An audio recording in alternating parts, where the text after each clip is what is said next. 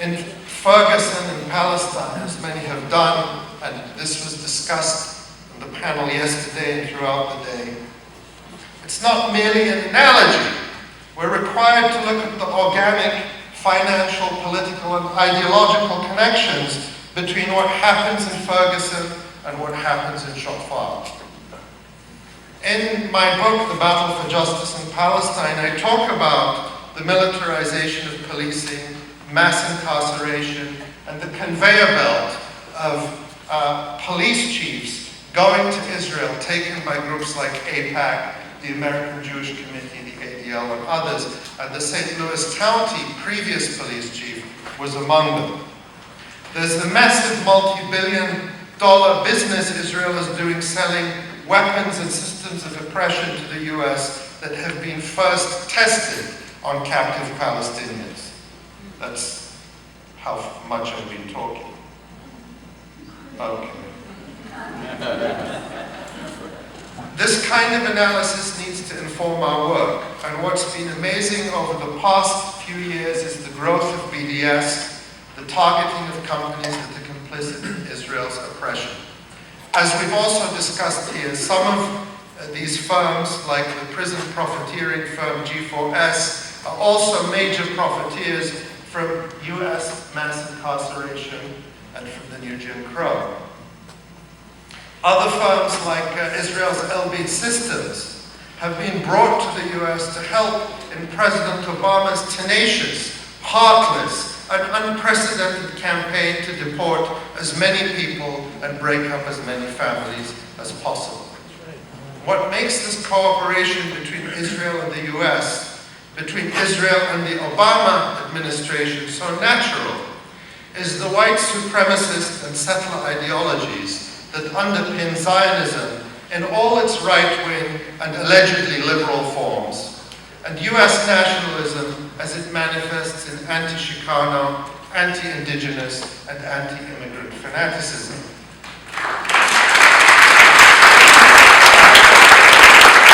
Gabe Shivoni told us earlier today about the ban on ethnic studies, and others have noted, and he and others have noted how similar it is to Israel's legal restrictions and punishment of Nakba commemorations. At the same time, white supremacism, Zionism, and Islamophobia merge together seamlessly. A pungent expression of this is in Texas Representative Louis Gohmett's words, which I quote in my book, where he claims falsely, and there's no evidence for this, that there are Al-Qaeda camps over the border in Mexico, and they're sending jihadis into the United States with Latino names. It's laughable, but it informs their policies and their worldview, and people are dying because of it. And I've already heard claims that ISIS is in Mexico. These are the people who vote the laws. I mean, this is the reality. But while someone like Gohmett is an extremist, the more dangerous and effective form of his ideology comes when supposed liberals and progressives, not least among them the Obama administration, spout on about the alleged shared values of the United States and Israel. So there are opportunities here to build joint campaigns and coalitions that target these companies like G4S and others, and institutions for their role in oppression here in the US and in Palestine. Such campaigns will not, as some have suggested, dilute the focus on Palestine. And they will not, and they must not, as we also heard during our discussions here, be merely transactional. I strongly believe that they strengthen all of us. They help build solidarity, and they help bring BDS into the mainstream. And this is not theoretical. We heard about how it was through just such a coalition that the St. Louis Palestine Solidarity campaign beat Veolia and got it out of St. Louis.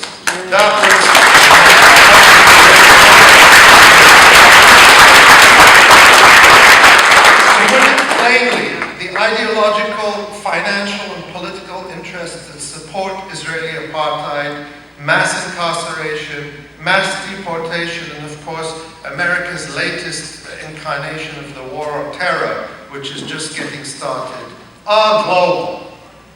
The oppressors are globally networked, and therefore the struggle against them must also be global.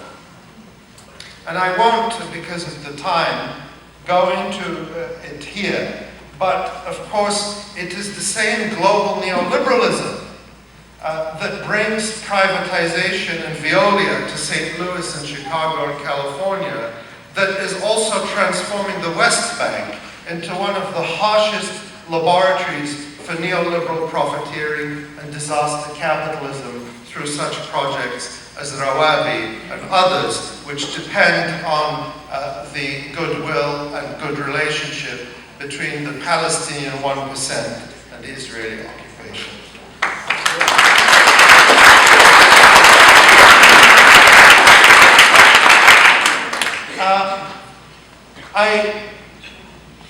I don't have time to go into it into detail here, and I'm going to wrap up with a few observations. But I want to say that during the massacre in Gaza, I wrote an article called "The Gaza Massacre is the Price of the Jewish State." And I argued in it that there can be no Zionism, there can be no Jewish state without massacres. And the massacre in Gaza, only the latest of many massacres in Gaza and of Palestinians through 70 years, is at the extreme end of the spectrum of what it takes to maintain Israel's so-called Jewish and democratic character. To maintain as much as possible a Palestinian free space for Israeli Jews requires constant massacres. But it's only, it is the extreme end, but the Israeli policies are a continuum, and they range from the discrimination against Palestinian citizens of Israel, the ethnic cleansing of Palestinian Bedouins in the Nakba, the land theft in the West Bank. All of this is part of a continuum that leads to the massacres in Gaza. And so Gaza is not just the present catastrophe of the Palestinians, it is the future of all Palestinians, unless Israel, unless Zionism are stopped in their tracks.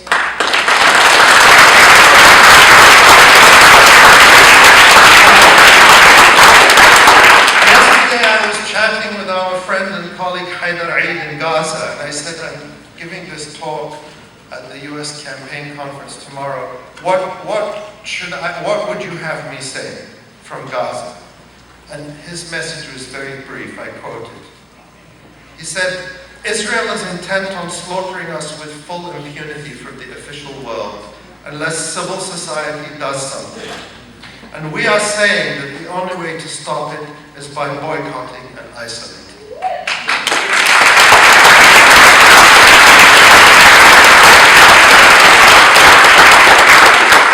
During this conference, we've heard and spoken about the many challenges we face from the front lines, the college campuses. We've heard about all the tactics used against teachers and students, from the use of civility as the latest mechanism to silence and censor, to the misuse of Title VI of the Civil Rights Act, to bills introduced in state and federal legislatures censoring or punishing universities where any significant group of people expresses support for academic boycott.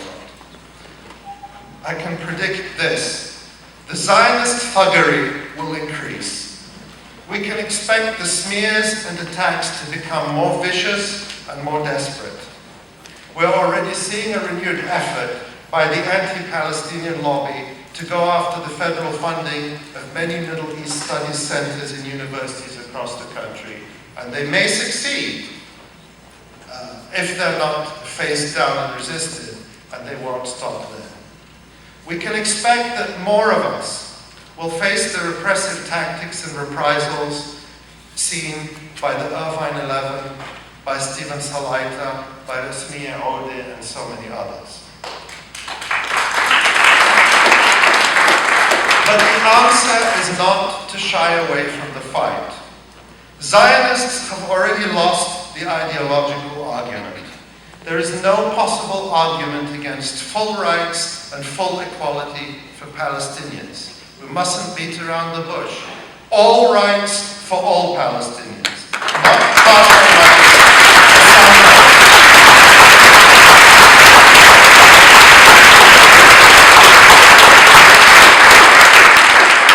What the Israel lobby and anti-Palestinian groups are relying on now is not the strength of their arguments, but raw repressive power. It is in its most brutal and ugly and murderous form in Gaza, but we've seen here in the United States that it destroys lives and livelihoods as well. But does anyone seriously imagine that we will be silenced, that we will give up and go away? Never, never, never.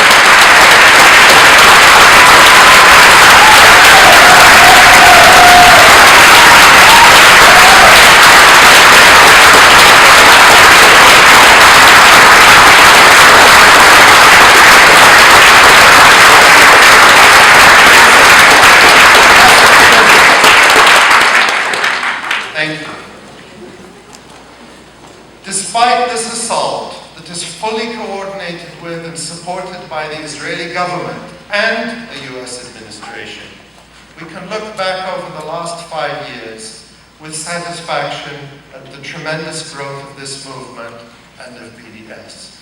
That is thanks to many of you who are in this room and many, many more who are not with us, but who are working for this cause all over the world.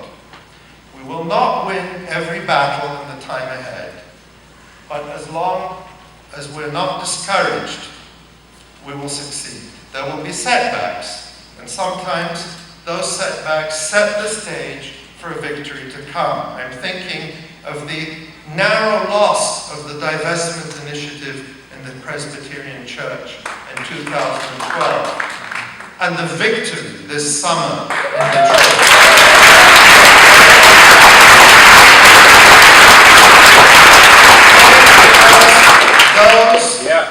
Those who had worked for that victory for 10 years were not discouraged.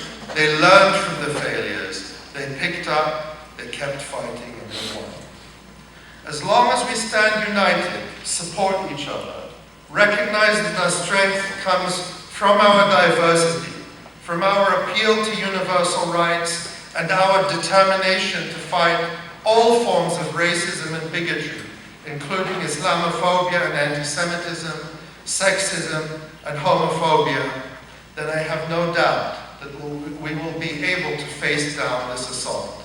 The victory against Israeli apartheid, colonialism and racism that I am certain we have the power to make will belong to everyone who believes in and fights for equality and justice. Thank you.